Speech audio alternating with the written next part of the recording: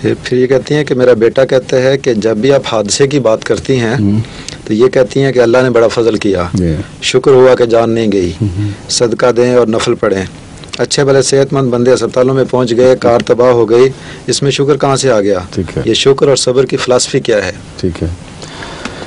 ایک تو یار میں آپ کو یہ سمجھانا چاہتا ہوں کہ ایسی نصیحت جو غم کے وقت کی جاتی ہے ایسے انداز میں کرنی چاہیے کہ وہ فائدہ دے بجائے اس کے کہ نقصان پہنچے۔ جن لوگوں کو ان باتوں کا علم نہیں، سلیقہ نہیں، بجائے اس کے کہ وہ نصیحتوں سے خدا کے زیادہ قریب آئیں، بعض فون میں باغیانہ خیالات پیدا ہو جاتے ہیں۔ تو سب سے پہلے تو شکر کا جو پس منظر ہے وہ بچپن ہی سے بچوں کے دل میں کھول کر داخل کرنا چاہیے۔ اس پس منظر پر پھر یہ آگے ساری سوچیں پروان چڑھیں گی۔ اگر بچپن ہی سے مائیں ان کو بتانے لگیں کہ دیکھو تم کتنوں سے زیادہ خوش قسمت ہو، اور کتنے ایسے ہیں جو بہت سی چیزوں سے محروم ہیں، ایسے انسان ہیں جو آنکھوں سے محروم ہیں، جو کانوں سے محروم ہیں، جو اور اپنی ان صلاحیتوں سے محروم ہیں جو بعض دوسرے انسانوں کو بدرجہ عطم یا کسی پہلو سے ان سے زیادہ عطا ہوتی ہیں۔ اور یہی وہ مضمون ہے جس کو حضرت اقدس محمد رسول اللہ صلی اللہ علیہ وسلم نے ہمیں سمجھایا کہ تم کمزوریوں کے لیے نیچے دیکھا کرو، اپنی کمزوریوں پر نظر کرو تو نیچے کی طرف دیکھا کرو کہ اور بھی کتنے ایسے ہیں، اور خوبیوں کے لیے اوپر دیکھا کرو کہ مجھ سے بہتر فلاں فلاں شخص ہے۔ تو اس سے کمزوریاں مایوسی نہیں پیدا کریں گی، اور خوبیوں پر تمہیں اپنی خوبیوں پر بے وجہ ناز نہیں ہوگا اور اتراؤ گے نہیں۔ معلوم ہوگا کہ زندگی میں تو بے شمار اوپر کی منازل ہیں، مجھے اور بھی سفر کرنے ہیں۔ تو ایک تو بنیادی طور پر بچوں کے دل میں یہ نقش جمانے چاہیے جو اس شکر کے فلسفے کا پس منظر ہیں۔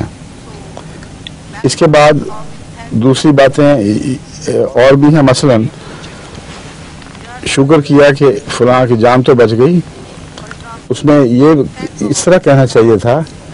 کہ حادثہ تو ایسا تھا کہ انسانی کمزوری کے نتیجے میں سب کچھ جا سکتا تھا، بس اگر ہم جو کھویا گیا ہے اس پر رونے لگ جائیں تو وہ تو واپس نہیں آ سکتا، اور جو بچ گیا ہے اس پر شکر نہ کریں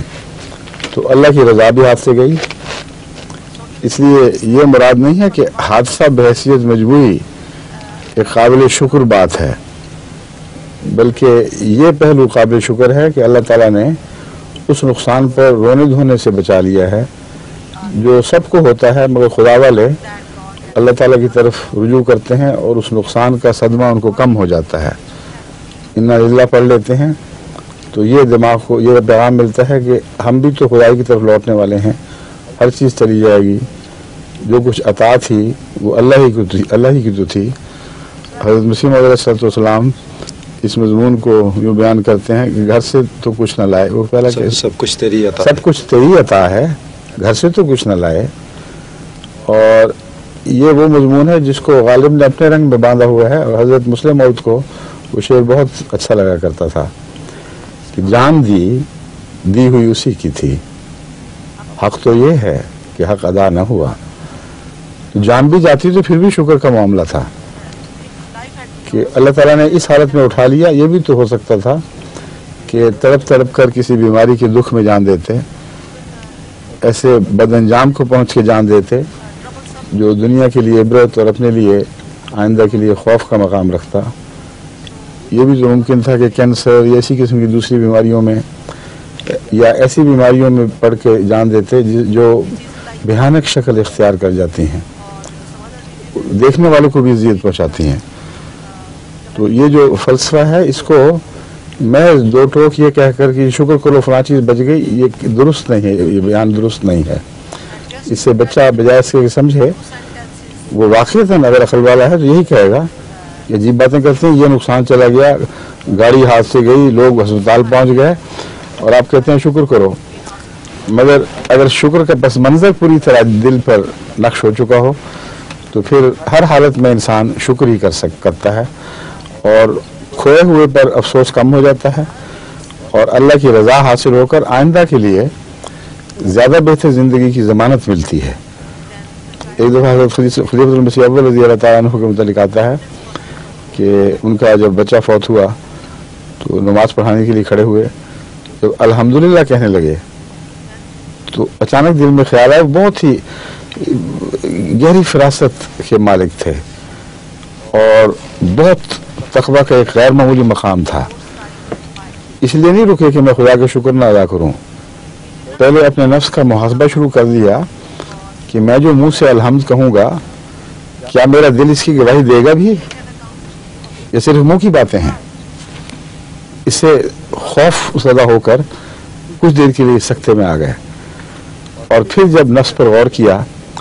تو پتہ چلا کہ اس کے باوجود بے انتہا شکر کے مقامات ہیں۔ پھر زور سے الحمدللہ دل سے پھوٹی ہے کہ سننے والے بھی لرز اٹھے۔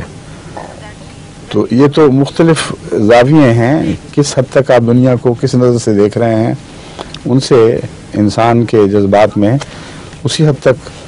فرق پڑتا ہے، کبھی تموج آ جاتا ہے، کبھی وہ مرنے لگتے ہیں۔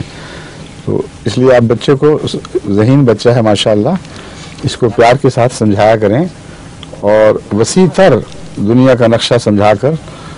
اس کے متعلق اس کو باتیں بتائیں۔ ابھی چند ہفتے کے اندر انشاءاللہ میری ایک نئی کتاب جو طبع ہونے والی ہے، آخری مراحل پر ہے، وہ ہوگی، اس میں بھی اس کا ذکر آئے گا۔ اس میں خصوصیت سے جو چیپٹر ہے زرتشت کے اوپر، زرتشتی مذہب پر، اس ضمن میں نے اس فلسفے پر کچھ روشنی ڈالی ہے، اور اس نقطہ نظر سے کہ جو دہریہ خاص طور پر تنقید کرنے والا ہے، اس کو یا اس کا دل مطمئن کیا جائے یا اس کی زبان بند کی جائے،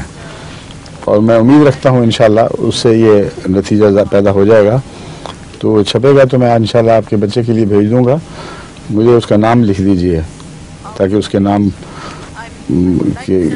نام پر اس کو تحفہ بھجوایا جائے۔